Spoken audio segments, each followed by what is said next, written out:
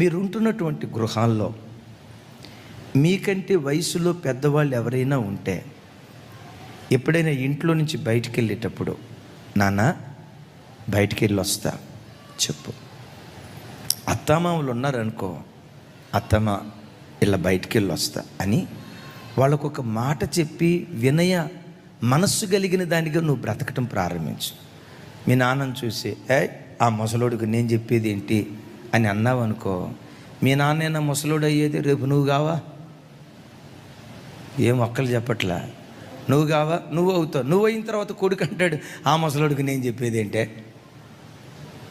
విత్తింది కొయ్యాల్సిన పరిస్థితి వస్తుంది. దేవుడు ఒక వ్యక్తిని లేవనెత్తాలంటే ఆ వ్యక్తి లోపల దేవుడు ఏం చూడాలో తెలుసా? వినయము కలిగిన మనస్సును చూడాలి. ఎప్పుడైనా బైబిల్లో చూడండి, ఆ పెద్దరికానికి విలువనిస్తూ దీన మనస్సు కలిగిన వారిగా బ్రతుకుతావు.